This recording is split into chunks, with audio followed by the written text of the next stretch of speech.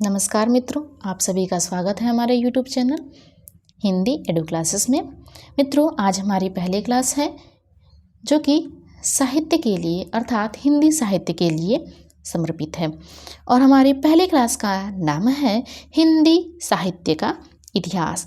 अब हम हिंदी साहित्य के इतिहास में हिंदी साहित्य के लेखन की पद्धतियाँ, उनके लेखन के क्रम के बारे में जानने समझने की चेष्टा करेंगे। तो चलिए शुरू करते हैं आज की हमारी पहली क्लास। यहाँ हम देखते हैं कि हमारे हिंदी साहित्य इतिहास लेखन की पद्धतियाँ कौन कौन सी हैं और वह कितनी हैं। तो यहाँ हिंदी साहित्य इतिहास लेखन की मुख्यतः 4 पद्धतियाँ रही हैं और वह 4 कौन कौन सी हैं उनको भी चलिए देखते हैं। यहाँ पहली पद्धति है वर्णानुक्रमी पद्धति, अर्थात वर्णानुक्रमी पद्धति को किन विद्वानों ने माना है तो उसे मानने वाले हैं सर्वप्रथम गारसा दत्तासी ने और दूसरे विद्वान हैं शिव सिंह सेंगर, अर्थात गारसा दत्तासी ने वर्णानुक्रमी पद्धति को अपनाया है अपनी पुस्तक में। अब यहाँ हम बात करते हैं कि तासी की पुस्तक कौन सी है, अर्थात तासी की पुस्तक का नाम क्या है। तो यहाँ जो गारसा दत्तासी हैं इनकी पुस्तक का नाम है इस्तवार दला लिटरेत्यूर एंदुई एंदुस्तानी। अब यहाँ हम कहें कि तासी ने अपनी पुस्तक का नाम जो रखा है इस्तवार दला लिटरेत्यूर एंदुई एंदुस्तानी, वह किस भाषा में है तो वह फ्रेंच भाषा में है और उसका प्रकाशन वर्ष है, उसे 2 भागों में प्रकाशित कराया। उसका प्रकाशन वर्ष है 1839 और 1847 ईस्वी। इसे ही आगे एक सुव्यवस्थित ढंग से इसे प्रकाशित कराया तासी ने और इसको अगर हम कहें कि 3 भागों में तीसरे भाग का प्रकाशन वर्ष क्या है तो उसका प्रकाशन वर्ष है 1871 ईस्वी। वहीं शिव सिंह सेंगर हैं, इन्होंने हिंदी साहित्य के लिए शिव सिंह सरोज नामक पुस्तक लिखी है। अगली पद्धति को हम देखते हैं। अगली पद्धति है हमारी कालानुक्रमी पद्धति। इस पद्धति को मानने वाले हैं जॉर्ज ग्रियर्सन और मिश्र बंधु। जॉर्ज ग्रियर्सन की बात अगर हम करें तो जॉर्ज ग्रियर्सन ने अपनी पुस्तक में कालानुक्रम अर्थात रचनाओं के कालक्रम को आधार बना करके अपनी पुस्तक को लिखा है। अब यहाँ हम देखें कि जो जॉर्ज ग्रियर्सन है इनकी पुस्तक का नाम क्या है तो इनकी पुस्तक का नाम है the modern vernacular literature of northern Hindustan. वहीं आगे हम देखते हैं कि अगला है या फिर कहें कि अगले विद्वान हैं हमारे मिश्र बंधु। मिश्र बंधु जो हैं वह कौन थे और कहाँ से थे तो मिश्र बंधु यहाँ उत्तर प्रदेश के लखनऊ जिले के रहने वाले थे या लखनऊ जिले के निवासी थे। ये 3 भाई थे और तीनों भाई जो हैं इन्होंने मिलकर के मिश्र बंधु विनोद की रचना करी थी और यह तीनों भाई जो हैं उनके नाम क्या क्या हैं तो उनके नाम हैं गणेश बिहारी, श्याम बिहारी और सुखदेव बिहारी। अगले क्रम में देखते हैं। अगला क्रम है हमारा वैज्ञानिक पद्धति।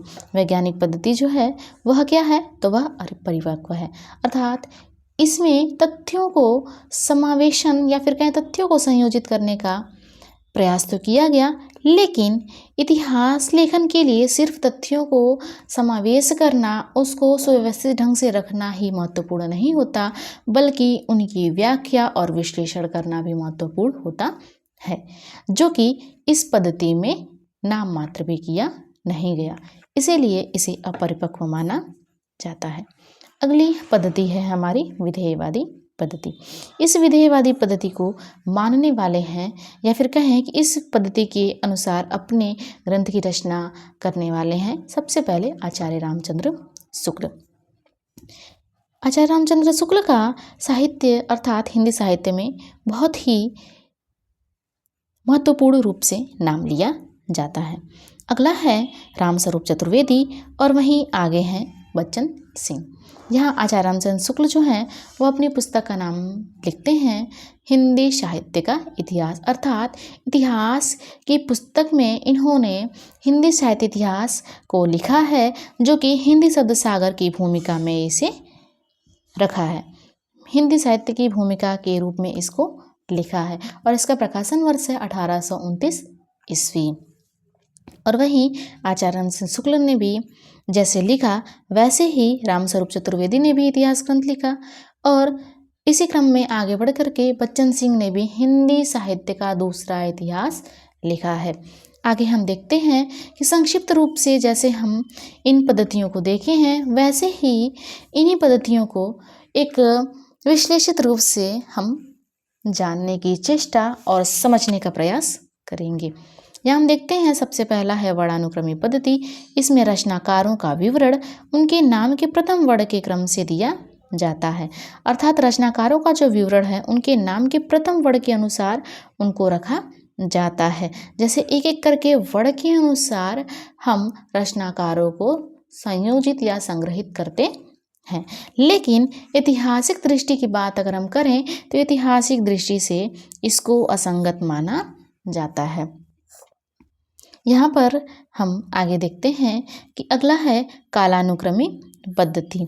कालानुक्रमी पद्धति के लिए अगर हम देखें तो रचनाकार की जन्म तिथि को आधार बनाया गया, अर्थात इस पद्धति में जो रचनाकार जो भी रचनाएं हैं उनके जो रचनाकार हैं उनके जन्म तिथियों को आधार बना करके इस पद्धति को आगे बढ़ाया गया है, जो कि इतिहास लेखन की दृष्टि से यह भी अपूर्ण हो जाता है, अर्थात इसको भी अपूर्ण माना जाता है। यही हम आगे देखते हैं, इसे भी वर्णानुक्रमी पद्धति की तरह कविवृत्त संग्रह मात्र कहा जाता है, अर्थात जैसे वर्णानुक्रमी पद्धति में एक एक वर्ण के अनुसार रचनाकारों को रखा गया था, वैसे ही यहाँ है कालानुक्रमी में रचनाकारों की जन्म तिथियों के अनुसार उनको रखा गया। यहाँ वर्णों के अनुसार रखा गया और यहाँ उनके जन्म तिथियों के अनुसार रखा गया, अर्थात इसको भी इतिहास लेखन की दृष्टि से अपूर्ण माना जाता है। अब हम बात करते हैं अगले वैज्ञानिक पद्धति की। अब उसमें हम जानने की चेष्टा करेंगे कि उसे क्यों अपरिपक्व माना गया है। यहाँ हम देखते हैं कि वैज्ञानिक पद्धति जो है इसे अपरिपक्व क्यों माना गया है। तो इसमें ग्रंथकार निरपेक्ष एवं तटस्थ रहकर तथ्य संकलन कर उसे क्रमबद्ध रूप में प्रस्तुत करता है, अर्थात जो वैज्ञानिक पद्धति को अपनाता है वह निरपेक्ष एवं तटस्थ रह करके तथ्यों के संकलन को एक क्रमबद्ध के रूप में प्रस्तुत किया जाता है। अब आगे यहीं देखते हैं कि इतिहास लेखन सिर्फ तथ्य संकलन की ही नहीं अपितु उनकी व्याख्या विश्लेषण की भी मांग करता है। अब यहाँ हम बात करें कि जो हमारा इतिहास लेखन है वह सिर्फ यह नहीं कहता कि आप तथ्यों का संकलन ही कर दीजिए और बाकी सारी चीज़ों की आवश्यकता नहीं है, बल्कि हमारा जो इतिहास लेखन है वह उस लेखन की व्याख्या विश्लेषण की भी मांग करता है, अर्थात आपने यह तथ्य कहाँ से लेकर आया, उसको प्रारंभ करने का समय क्या था, वह कब से कब तक रहा, इन सभी चीज़ों की भी मांग हमारा इतिहास लेखन करता है। अतः इस पद्धति को भी अपरिपक्व माना जाता है, अर्थात अगर हम बात करें कि वर्णानुक्रमी पद्धति को तो उसको असंगत माना जाता है, वहीं कालानुक्रमी पद्धति को अपूर्ण माना जाता है। और आगे हम देखते हैं वैज्ञानिक पद्धति जो है उसको भी अपरिपक्व माना जाता है, अर्थात पद्धतियाँ जो 4 प्रकार की थी उसमें तीनों पद्धतियों को अपूर्ण, असंगत और अपरिपक्व माना गया है। अब आगे हम बात करते हैं विधेयवादी पद्धति की। इस विधेयवादी पद्धति को अगर हम बात करें देखने की तो यहाँ देखते हैं कि फ्रेंच विद्वान तिन ने इसे सुव्यवस्थित सिद्धांत के रूप में स्थापित किया है, अर्थात अगर आपसे कभी प्रश्न पूछा जाए कि विधेयवादी पद्धति को किसने स्थापित किया तो वहाँ पर हम बात करेंगे उत्तर के रूप में तो फ्रेंच विद्वान तेन को हम कहेंगे, अर्थात हम कहेंगे कि फ्रेंच विद्वान तेन ने ही विधेयवादी पद्धति को सुव्यवस्थित सिद्धांत के रूप में स्थापित किया था। यहाँ तेन ने इस पद्धति को 3 शब्दों के माध्यम से स्पष्ट किया है। यहाँ जो 3 शब्द हैं वह कौन कौन से हैं उसको भी हम देखते हैं। यहाँ पहला शब्द है जाति, दूसरा है वातावरण और तीसरा है क्षण विशेष, अर्थात तेन ने जाति, वातावरण और क्षण विशेष के आधार पर ही विधेयवादी पद्धति को स्थापित किया है। इसे इतिहास लेखन की व्यापक, स्पष्ट एवं विकसित पद्धति माना जाता है, अर्थात विधेयवादी पद्धति को इतिहास लेखन की परंपरा के लिए व्यापक, स्पष्ट एवं विकसित पद्धति माना जाता है। और यहाँ अगर हम बात करें कि हिंदी में सर्वप्रथम आचार्य रामचंद्र शुक्ल, रामस्वरूप चतुर्वेदी एवं बच्चन सिंह इत्यादि ने इस पद्धति को आगे बढ़ाया है। इस पद्धति को आगे बढ़ाने में अपना महत्वपूर्ण प्रयास या फिर महत्वपूर्ण योगदान दिया है। बहुत बहुत धन्यवाद मित्रों।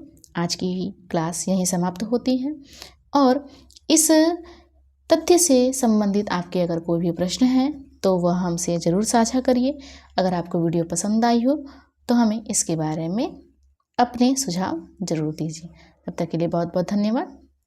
मिलते हैं अगली क्लास में।